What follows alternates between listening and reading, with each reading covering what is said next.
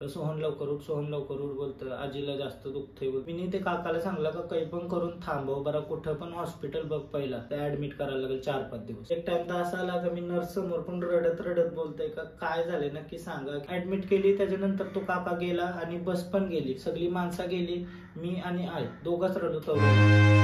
Hello गाईस, तर पुन्हा एकदा स्वागत आहे तुमचा ब्रँड न्यू ब्लॉग मध्ये. तर तुम्ही कालचा ब्लॉग बघला असाल, त्याच्यानंतर काय सीन झाला माहिती आहे का, लय डेंजर सीन झाला बोलवणे म्हणा. कारण आता ती सिच्युएशन होऊन आता 4-5 दिवस झालं, सगळं ओके झालंय.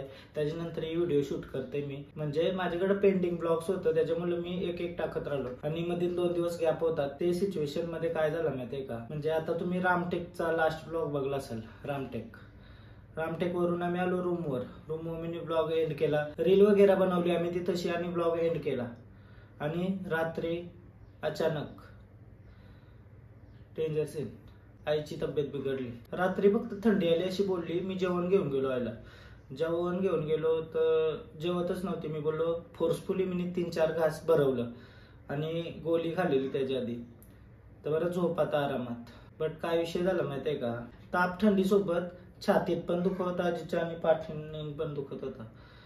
आणि दुसऱ्या दिवशी आम्हाला घराकडे निघायचा होता, शिर्डी करून घरी येणार होतो.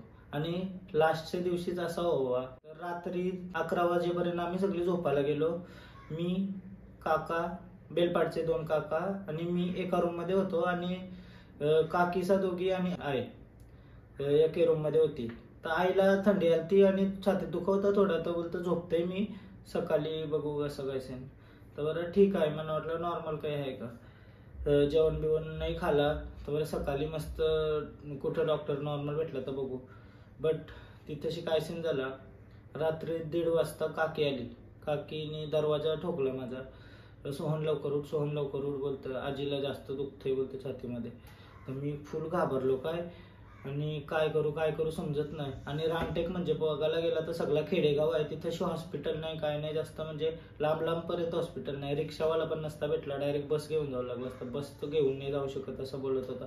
तर मी सगळ्यांना उठवली, म्हणजे टूर ऑर्गनायझर होता त्याला उठवला. बोललो काय पण करून चल घेऊन, आता जास्त होते आजीला बरा. तर तो बोला इथं काहीच नाही आपल्याला बोलतं भेटणार रामटेकला, सकाळी बोलतं लवकर निघू आपण आणि कुठंतरी बोलतं पहिला हॉस्पिटललाच थांबू.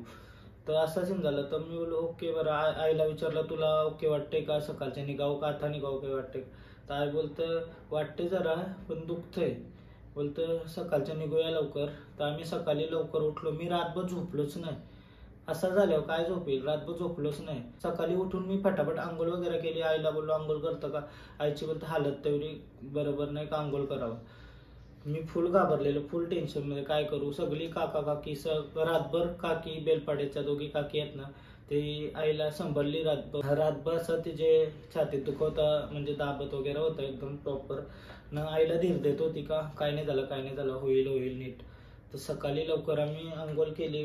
5-5:30-6 वाजता आम्ही रामटेकवशी निघलो. रामटेकवशी शिर्डीला जायचा होता आम्हाला. तर त्यासाठी 10 तास लागत होता रामटेक वरून शिर्डी पोचायला. जास्त पल्ला येतो मला, नागपूरशी शिर्डी म्हणजे जास्त पल्ला आहे. आईला सकाळचे पण बोलतं नाही बरोबर नाही वाटत. मी ते काकाला सांगलं का काही पण करून थांबव बरं, कुठं पण हॉस्पिटल बघ पहिला.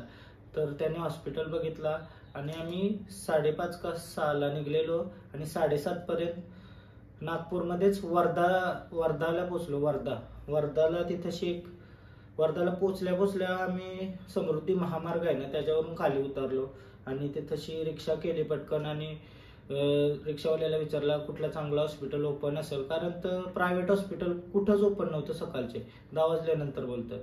तर इमर्जन्सी आहे. तर त्यांनी रिक्षावाल्याने सिव्हिल हॉस्पिटलला नेली वर्धामध्ये आणि ते तशी नेली. तर सगळं चेकअप केला आईचा थोडा. तर त्याच्यामध्ये BP लो दाखवली. तर जास्त टेन्शन आला, बोलतं ऍडमिट करायला लागेल 4-5 दिवस. बरं काय करू. काकाला फोन केला, असं झालंय बरं काय करू. आणि आमच्या घरापासून म्हणजे इथून ते वर्धा 10-12 तासाचं अंतर आहे, 700 किलोमीटर काहीतरी. बट तो समृद्धी महामार्ग झालाय त्याच्यामुळे लवकर जाता येते आपल्याला. ते सगळं झालं. काकाला फोन केला. काका बोलतो बघ काय बोलतात डॉक्टर वगैरे. तर सलाईन लावली पहिली. तर BP थोडीशी नॉर्मल झाली, थोडीशी, बट शुगर वाढलेली आणि उलट्या वगैरे खूप झालेल्या आयला. तर ते बोलतं इथं 3-4 दिवस ठेवायलाच लागेल बोलतं. म्हणजे बस आमची तिकडेच थांबलेली वर्ध्याला आणि आम्ही दोघा रिक्षात घेऊन आलेलो आईला. काका होता सोबत. बोलतो काय करायचं, आपण आपले रिस्क घेऊन जाऊ शकतो बोलतो. असं डॉक्टर बोलला. मी विचारलं का बरं आम्ही घेऊन जाऊ शकतो का, म्हणजे आई बोलत वगैरे होती, चालत होती, बट शक्ती नव्हती अंगात, असा विषय आहे. मी डॉक्टरला विचारलं आम्ही घेऊन जाऊ शकतो का, तर बोलता नाही घेऊन जाऊ शकत बोलतं, 3-4 दिवस ठेवायलाच लागेल. तर बरं आम्ही एवढ्या लांबून आलो, कोण आमचा येणार नाही, म्हणजे यायला टाइम लागेल, सगळं असं होईल, काय करू बरं, रिस्क तर नाही घेऊ शकत बरं. तर त्याही सलाईन लावली. नंतर बोलतं ते ICU मध्ये टाकायला लागेल. मला फुल टेन्शन आलं. बरं काय करू, एकटाच होतो मी तिथशी आणि तो काका होता सोबत. तर दुसरी सलाईन लावली. आईला बोललो आपण रावाचा. तर मी काकांना फोन करते, घरी फोन करते, सगळ्यांना सांगलं असं असं झालंय. आणि मग मी काय केला,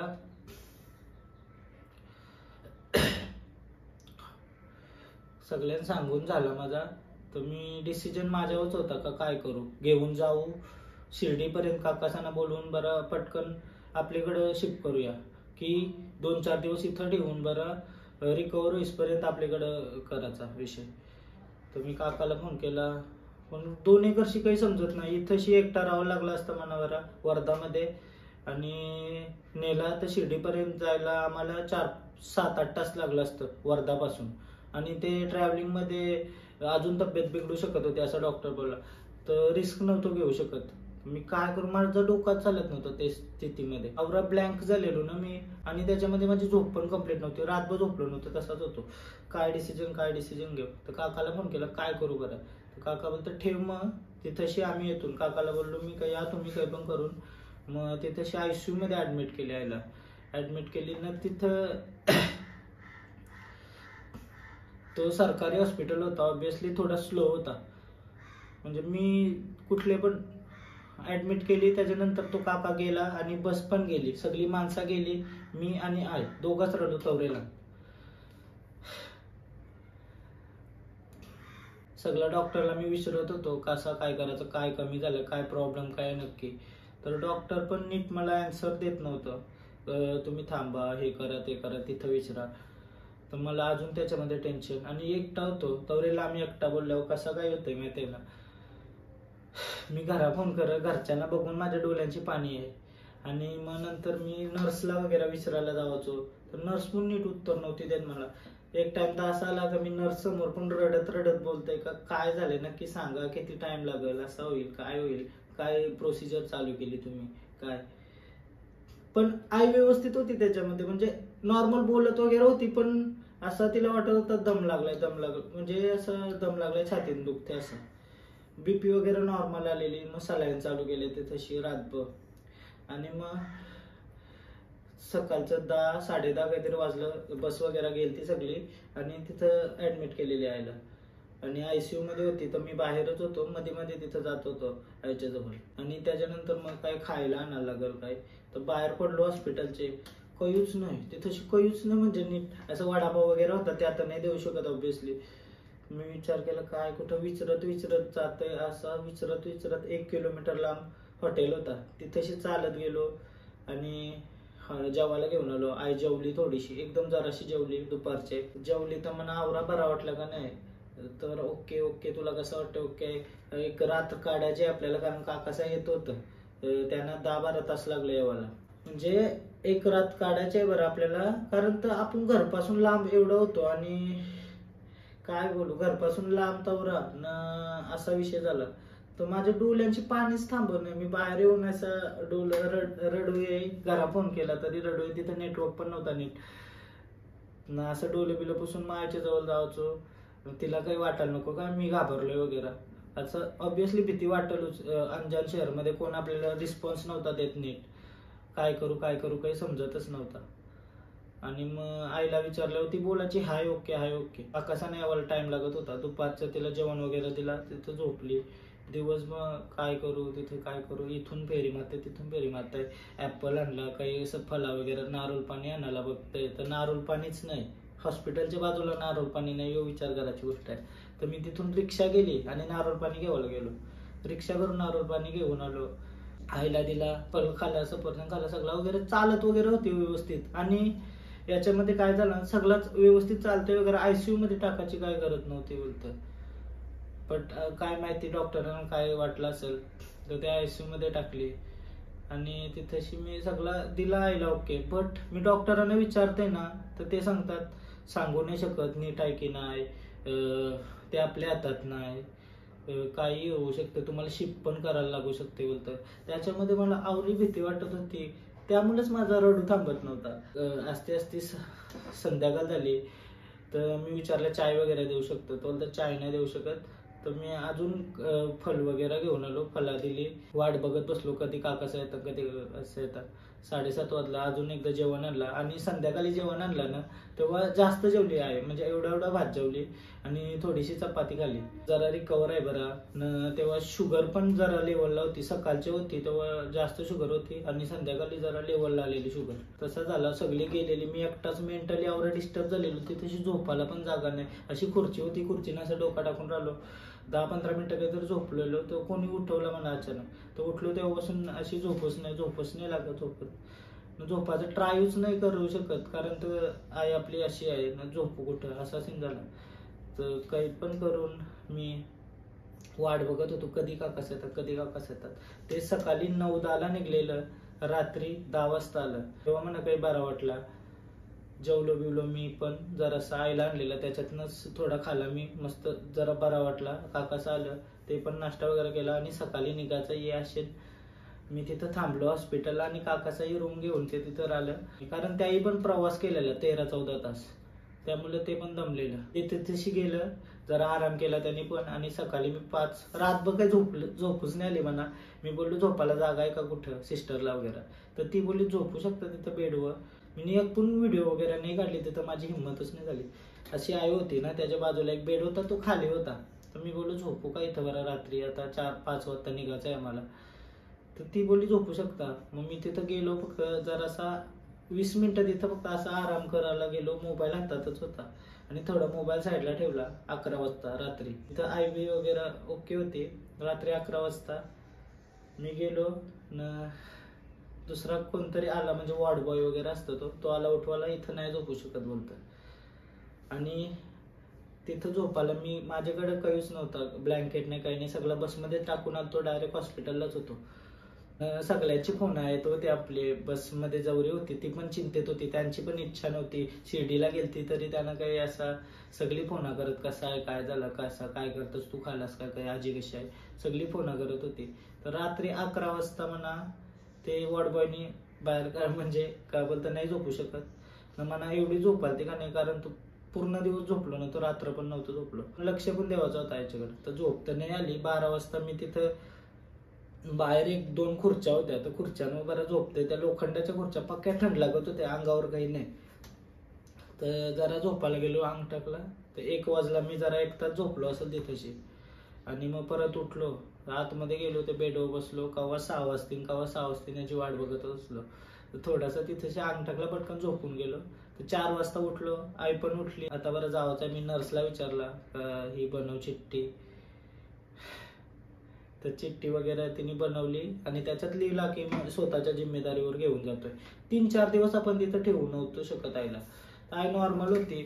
तर काकासांना फोन केला मी 6-5 वाजता, 6 वाजता आली सगळी आणि मग 6:30 वाजेपर्यंत आम्ही निघलो तिथून निघलो. दुसऱ्या दिवशी, म्हणजे आता मी स्टोरी सांगली तुम्हाला, त्याच्यात काय काय गोष्टी मी सांगल्याच नाही, म्हणजे समजत नाही, सुचत नाही कसा सांगू, कारण तर असा स्टोरी टेलर नाही आहे मी. बट मी तुम्हाला एक्सपिरियन्स शेअर करते, माझ्यासोबत असा झाला. आलो आम्ही कितीला, 6:45 वाजता आम्ही तिथून निघलो वर्धामधून सिव्हिल हॉस्पिटलशी निघलो. आणि नशीब आमचं की समृद्धी महामार्ग आहे तो, त्याच्यावरनं एकदम फास्ट आलो. शिर्डीपर्यंत पोचायला 400 का किती किलोमीटर होता, तो आम्ही 400 किलोमीटर 3-4 तासातच कव्हर केला, समृद्धी महामार्गावरशी फास्ट. तेव्हा आईची तब्येत एकदम व्यवस्थित होती, म्हणून मी रिस्क घेऊ शकतो. आई पण बोलली का इथं नाही राहायचं म्हणा, जाऊ दे. आणि रात्री जी सिस्टर होती ती खूप चांगली होती, तिच्याशी बोललो मी, कारण तिने मला सगळं समजवलं. आता ओके आहे बोलतं, काय घाबरायची टेन्शन घ्यायची गरज नाही. तर तिने सगळं सांगलं. आईला पण मस्त बोलत होती, आईशी सगळं सांगत होते आईला, काही नाही टेन्शन, तुम्ही फिरा बिंदास बोलत अशी बोलत होती जी. तर सिस्टरची मी एक व्हिडिओ काढलेली का ही सिस्टर एकदम चांगली आहे, का एकटीच सिस्टर अशी भेटली की ती माझ्याशी चांगला बोलली. फायनली काय थँक्यू. एकच नर्स भेटली अशी जी नीट बोलते माझ्याशी, आणि फायनली डिस्चार्ज भेटलाय आता. डिस्चार्ज वगैरे झाला आणि निघलो आम्ही तिथून. शिर्डीपर्यंत पोहोचलो. एक स्टॉप घेतला जरासा, नाश्ता वगैरे केला आम्ही 9:30 वाजता, आणि 1 वाजेपर्यंत आम्ही पोहोचलो कसारा घाटाच्या खाली, आणि तिथंशी जेवण वगैरे केला. आणि ठाण्याशी येता येता 4 वाजला आम्हाला. घरी 4 वाजता इथंशी आलो. 4 वाजता पोहोचलो फायनली घरा. आवरा बरा वाटला म्हणा, म्हणजे एकदम असा वेगळीच फिलिंग आली. एवढा म्हणजे खराब दिवस गेलता ना तो. आणि तो दिवस होता 22 तारखेला, प्राणप्रतिष्ठा होती आपल्या अयोध्याला. तोच मी विचार केलेला का बरं आपण मस्त साजरा करू बसमध्येच सगळी एकत्र. सगळ्यांचा मूड ऑफ झाला, तसा काही झाला नाही. बट सेफली म्हणजे आम्ही घरा आलो आणि अंघोळ वगैरे केली आईनी मस्त. आणि संध्याकाळी आम्ही क्लिनिकला गेलो आणि तिथंशी विचारलं का, म्हणजे आपलाच आहे क्लिनिक समोर, डॉक्टर आपलाच आहे पहिलेपासूनचा, फॅमिली डॉक्टर टाईप. तर त्याला सांगितलं सगळे रिपोर्ट वगैरे काढायला. तो बोला एक्सरे काढा. तर छातीमध्ये थोडासा निमोनिया होता आणि पेशी वाढलेल्या. आता ट्रीटमेंट चालू आहे. आता व्यवस्थित आहे एकदम, बोलते बिलते. आज डिस्चार्ज होणार आहे तेव्हा मी व्हिडिओ शूट करते ही, आणि तुम्हाला बघायला भेटला असेल असा सीन झाला माझ्यासोबत. काय सांगू, खूप खूप बेकार कठीण परिस्थिती. एकटा तवरे लांब, 700 किलोमीटर लांब एकटा थांबलेलो. काय करू समजतच नव्हता. घरच्यांना पण फोन करून जास्त रडूच येत होता. घरच्यांना फोन केला, मम्मीला फोन केला, दीदीसांना फोन केला, रडूच येत होता. तब्येत ठीक झाली एकदम परफेक्ट झाली. आता 25 तारीख आहे आज. 22 तारखेला तब्येत बिघडलेली. तर 22 ते 25 3 दिवस एकदम बेकार सीन गेलं. आणि आता वाट बघते कधी घरा येते आहे. मला एक्सपिरियन्स तुमच्यासोबत शेअर करायचा होता, कारण तर घरी येताना तुम्हाला काही व्हिडिओ बघायला भेटली नसेल. तर घरी पोहोचल्यावर पण इच्छा नाही घरा आल्यावर काय ऋत्वी वगैरे आलेली, आई पण होती, सगळी होती. तर तिला थोडासा दिला काय आपला काय तिला जॅकेट आणलेलं तो वगैरे दिला. ती हॅप्पी होती, आई पण हॅप्पी होती. एकदम असं घर आलो ना आवरा बरा वाटला का नाही, कारण घर असतं. बाहेर किती दिवस पण मग घर असतं. घरांना आवरा बरा वाटला. हार्ड फेस कोणच्या सोबत असा नाही व्हावा. बंद झाला गेला सगळं. आता ठीक आहे, व्यवस्थित आहे एकदम तब्येत वगैरे. तुम्हाला वाटल्यास नेक्स्ट व्हिडिओ बनवतो. आई घरा आल्यावर तब्येत कशी आहे ते सगळं विचारतो ना. आईला पण एक्सपिरियन्स सांगते कसं काय झालं. भेटूया उद्याच्या ब्लॉगमध्ये. आता व्यवस्थित आहे सगळं, काही टेन्शन नाही, एकदम ओके आहे सगळं. ओके चला, thank you so much guys, thank you, bye bye. आणि काही चिंता करू नका तुम्ही, सगळं व्यवस्थित आहे. बाय.